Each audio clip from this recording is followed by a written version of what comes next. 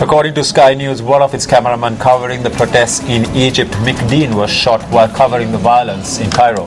And British Prime Minister David Cameron tweeted, and I quote, "I am saddened to hear the death of cameraman Mick Dean covering the Egyptian violence." Of course, the Newsfirst international desk is closely monitoring the developments in Egypt. In more international news, in a huge setback to the Indian Navy, a conventional submarine has exploded after a fire on board and sank in the dockyard early today, in which 18 personnel were killed, including 3 officers. Indian defense sources said that the explosion resulted in a major fire breaking out shortly after midnight on board the Sindhu Rakshak, a Russian-made submarine.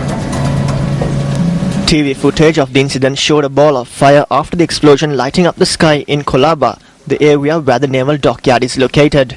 The explosion inside the submarine is likely an accident.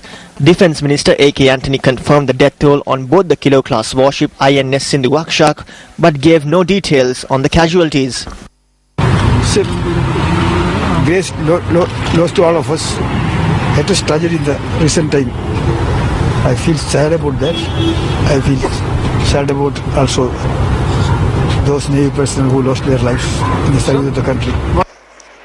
According to Indian naval sources, the blast had taken place in the front portion of the 16-year-old submarine, which housed torpedoes.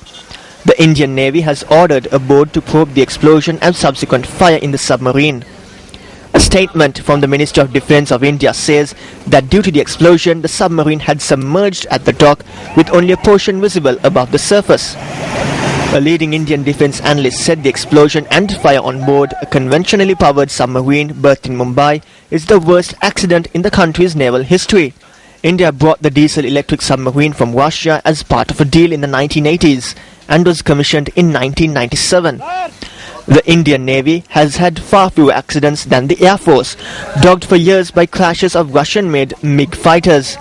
However, the country's fleet of 14 submarines is in urgent need of modernization, and the INS Sindhu Rakshak had returned just a few months ago from an upgrade at a Russian shipyard.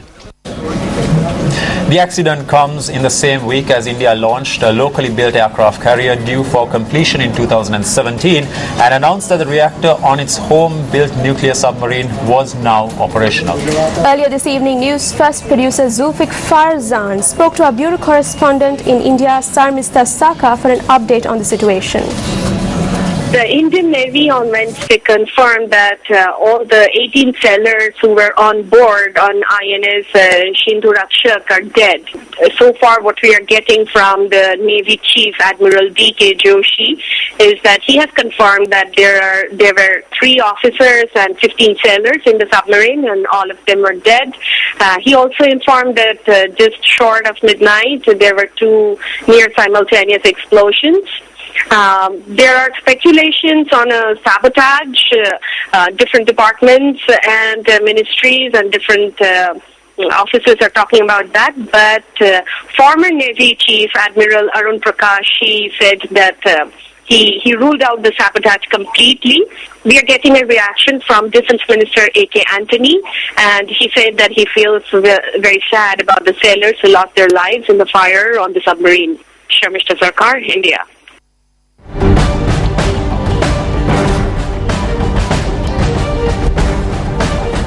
President Mahinda Rajapaksa presented a token of appreciation yesterday to the manager of the Nanasala Information Technology Centre in Suryawava, which recently received an award for the best rural information technology centre in the world.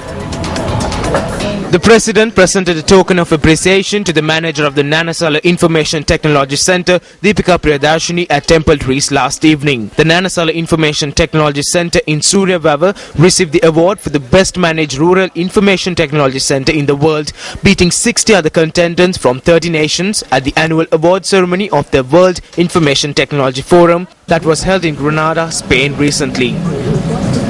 A demonstration organized by several opposition political parties was held opposite the Fort railway station today. That's right, Nicola. The intention of this demonstration was to protest against the suppression of public protests and the events that unfolded in Velivaria recently. The demonstration commenced near the Fort railway station.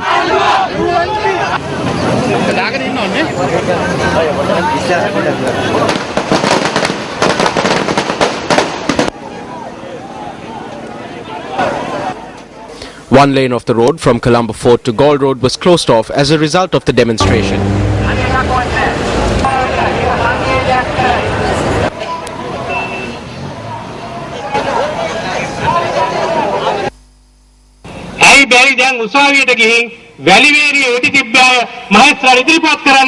I wish to ask why it is that one cannot go to court and ask that the people who are responsible for the shooting be produced before the magistrate. It is now 2 weeks since the shooting. They still cannot find them.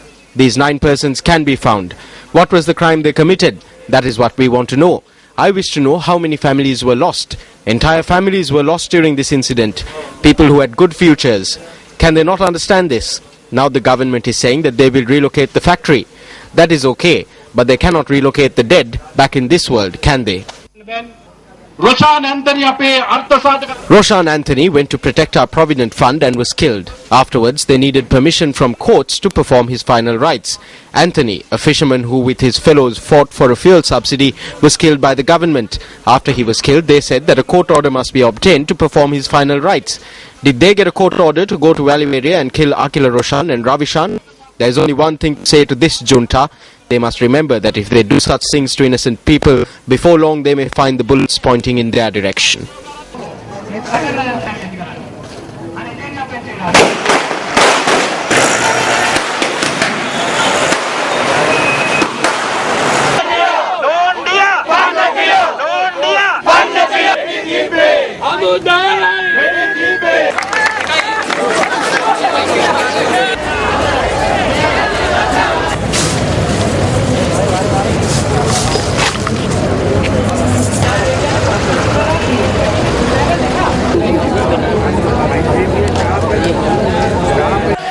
The demonstrators then attempted to march to the presidential secretariat to hand over a letter, but the police intervened when the procession reached the Sambodhi Viharya in the Colombo Fort.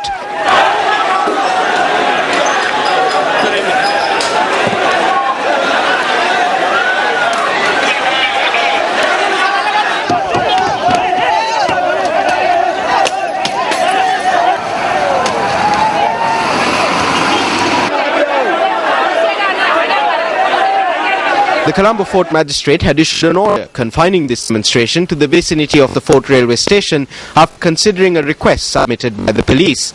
Police media spokesperson SP Buddhika Siriwardana said the police had made this request of the court considering the inconvenience that could cause to large numbers of people visiting the recently opened new terminal of the Colombo Port. The court order also instructed the protesters to conduct their demonstration without hampering the functions of the Colombo Fort railway station. Views were expressed at a press conference convened by the United People's Freedom Alliance on the protest stage today. The incident in Ratapasala took place on the 19th of last month. They are protesting today in Fort, 25 days after the incident. The leader of the United National Party is protesting today, 25 days after the alms giving of the deceased. An opposition that has not recognized the problems is protesting here. The opposition is facing a situation where they cannot even set foot to the villages.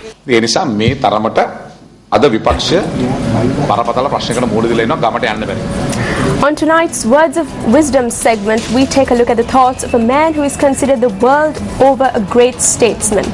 Former Foreign Minister of Sri Lanka, Lakshman Kadirgamar.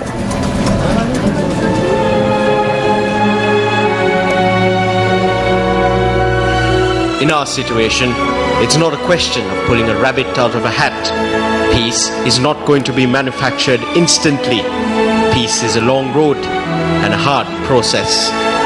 Lakshman Kadirgamar.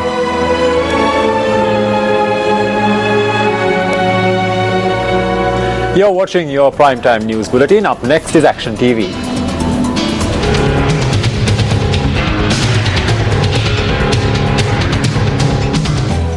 The supplication made on the 5th of this month by close to 1,000 farmers who gathered at the Hurlu Devalaya located on the banks of the Hurlu River, where prayers have been offered prior to this for fair skies in times of rain and for rain in times of drought, was probably unfamiliar to the patron god of the shrine. At this mass prayer, the first since the last Yalla harvest season, where the farmers prayed for relief from the severe drought, the farmers were actually praying that the gods intervene to cover the losses they have incurred as a result of cultivating soybeans. The statement made by the Minister of Agriculture, who held discussions with the farmers on Monday at the Gulin Bindunuava Divisional Secretariat after he had witnessed the crop damage with his own eyes, makes it evident that the Ministry of Agriculture needs to pray as much as the farmers do. If anyone has informed you that you will be receiving a sum of money, then I must inform you that it is difficult, because as you probably know, in order for the government to make a financial allocation, a major program has to be initiated. We were unable to implement this during the drought as well, in spite of our efforts. The minister's statement makes it evident that the relief that was promised to farmers in the Rajarata region who were affected by the severe drought experienced at the last Yalla harvest season had not been implemented. Floods followed the drought, affecting the paddy crops of these farmers. On several prior occasions, Action TV has unveiled why the farmers of Hulluwewa have been dragged from the frying pan into the fire this Yalla harvest season. On Monday, the Agriculture Minister arrived in the area accompanied by one of the people who should be held accountable for the farmers' plight. This person is the supplier who supplied the farmers with substandard soybean seeds to be sown for the Yalla harvest season. While the farmers themselves possessed soybean seeds that could have been sown in their fields, which would have provided them with a high yield, it was the Secretary to the Ministry of Agriculture that arranged for the purchase of the questionable seeds from this supplier. If you did not have seeds and you had informed us that seeds were being imported, then we would not have bought these seeds. Now we have made massive losses. We need financial compensation. If you cannot give it, then the Agriculture Ministry, which approved the importation, must recompense us.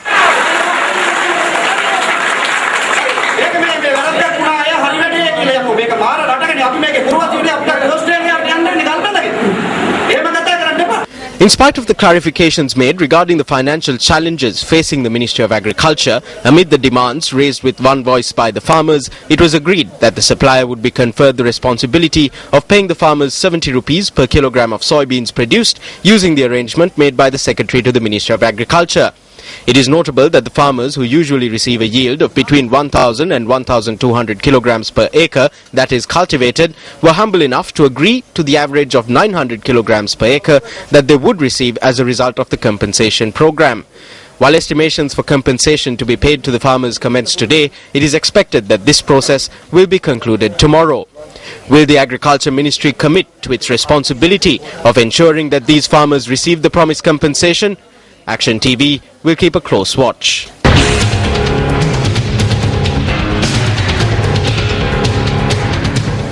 Well, if you just joined us, here's a look at the top stories we are following here on Newsfirst. The Election Secretariat says that an estimated cost of 1,500 million rupees will be incurred for the northern, central and northwestern provincial polls. A huge explosion and fire on an Indian submarine berth in a Mumbai dockyard kills 18 sailors. And Egypt's presidency declares a state of emergency after scores were killed when security forces stormed protest camps in Cairo.